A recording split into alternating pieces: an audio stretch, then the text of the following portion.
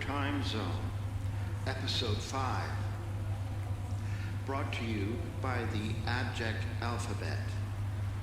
Today, the letter... In the Time Zone, Episode 5, brought to you by the abject alphabet. Today, the letter E.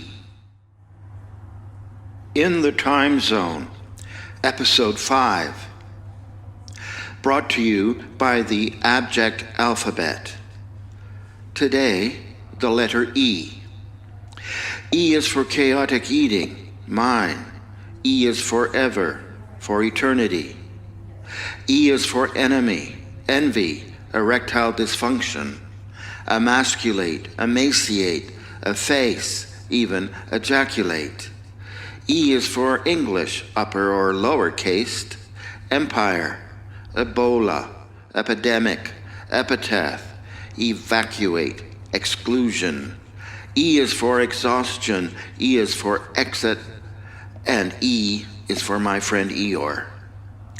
E is for Enns, a river in Austria I've never seen, like the twin babies that were left on its banks. One died, the other his finders named Abraham Victor Enns, founder of our family.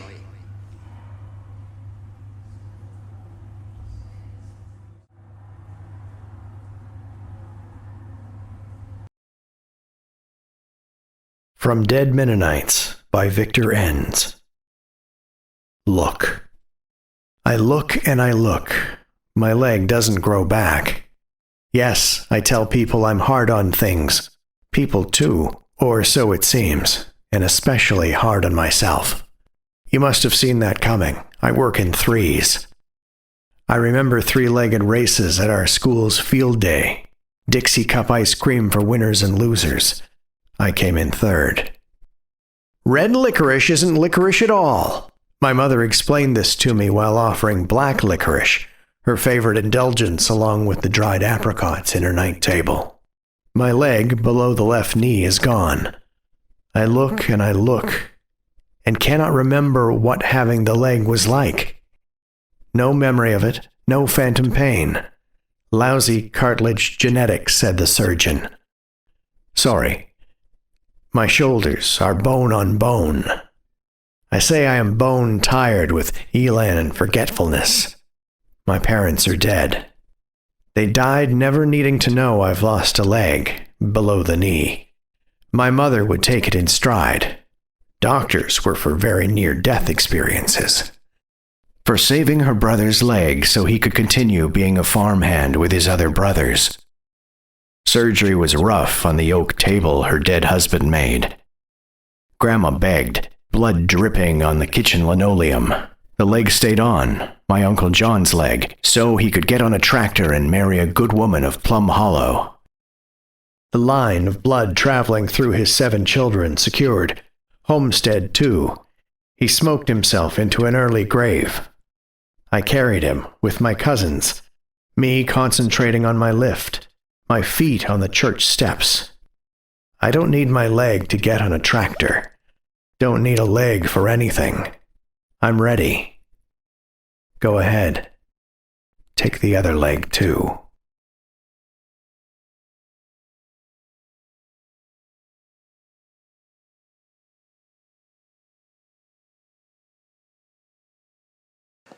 Nobody knows. From the pain room. Pain comers an hour early.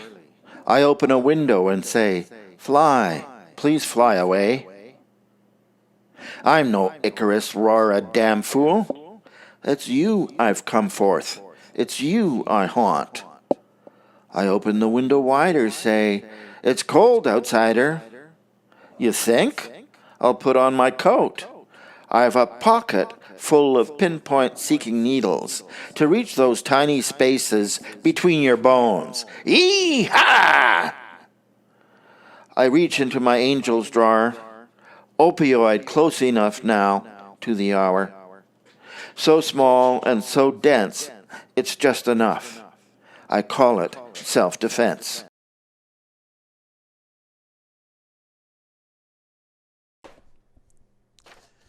My eyes. While this lucky man is happy to have two of them, they don't focus without glasses. I am farsighted with an astigmatism in one eye. My mother realized there must be a problem with my undisguised, lovely eyes because she couldn't teach me to read.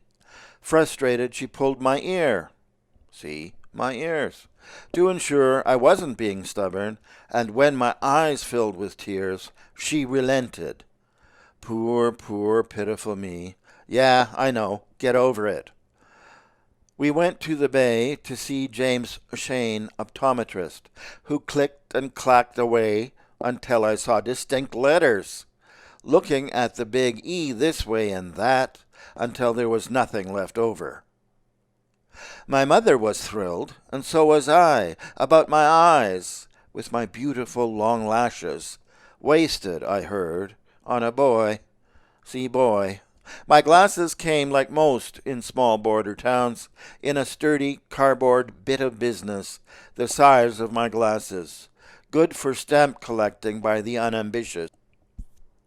I was my eyes the minute I could separate the letters to read words, then sentences, then paragraphs. I was 5. E is also for the Eaton's Catalogue, where I read the words double gusset, making me swoon. I was 25 when I read Bataille's Story of the Eye in English.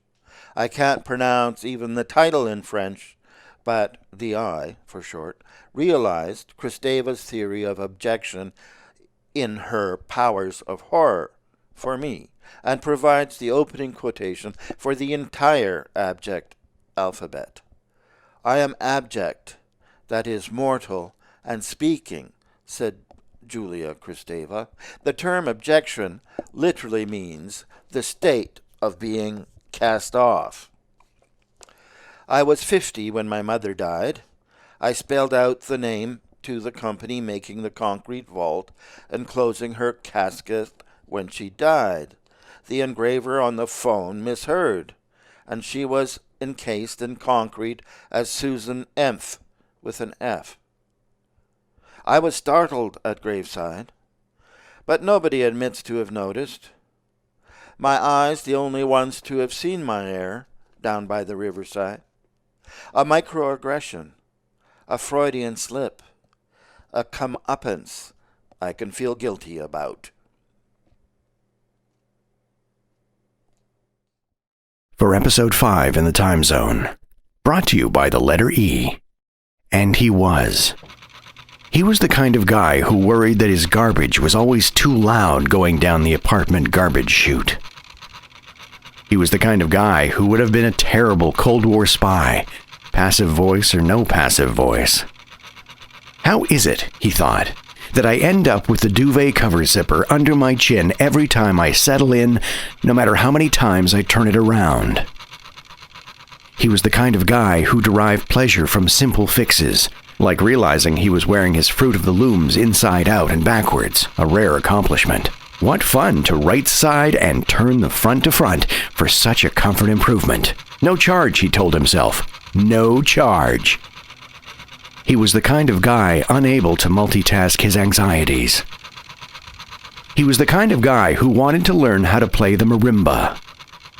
He was the kind of guy who had a pair of Henkel scissors and a Stanley measuring tape in his night table drawer, otherwise reserved for urgents, emollients, salves, lotions, powders, the week's blister pack, dried apricots, and pain medications. He was the kind of guy who lost interest in others before he lost interest in how to fictionalize their character for stories or poems. He was the kind of guy who edited his emails after he sent them. He was the kind of guy who would reinflate a flat tire until he could get close enough to call CAA for a free tow. He was the kind of guy who ate the red ones first. He was the kind of guy who was always on time and never wore a watch. He was the kind of guy who stayed with his mother as she lay dying, falling asleep to the sounds of her death rattle, which he heard as an apology for leaving him again.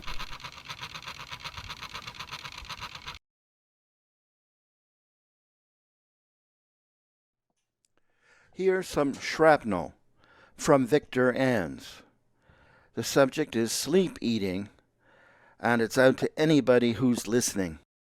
Did you know sleep eating is actually a thing? My brains are scrambled. Good morning to you. Last night, in the middle of the night, I was sort of sleeping, but not really, I guess. I went into the kitchen and devoured half a bag yet. Not such a big deal, except I kept being asleep. And I kept dropping my food, even after I finished the chips. This included some cheese and some bread and lots of butter. I dropped a piece of a butter dish, also no big deal, except it was a coupe and a beautiful paradise. I also dropped a chef's knife, not once, but 3 or 4 times, managing to avoid my foot and my thigh. This an instance where having the second one with it being a problem. The weird thing is, now that my psychiatrist has retired, I don't want to talk to anybody about this in case it makes him look bad. And actually, this is sort of a new thing that the next psychiatrist will get to deal with, I guess, next month. Meantime, I wanted to tell somebody because I needed to tell somebody. And someone with a little bit of experience, not just with psychology, but also with me. I thank you for being there. I looked it up on the Mayo Clinic site, and yeah, you know, in a time when there's a diagnosis for everything, that's also fraught with a T, to be looking for something like this, and to be looking it up, because, of course, there's a thing about eating in your sleep. It makes me sad. Not that there is a diagnosis, but simply that I eat in my sleep. Jimmy Bang would love that. And that's all. Until next time, I'm Victor Enns. In the Time Zone, Episode 5.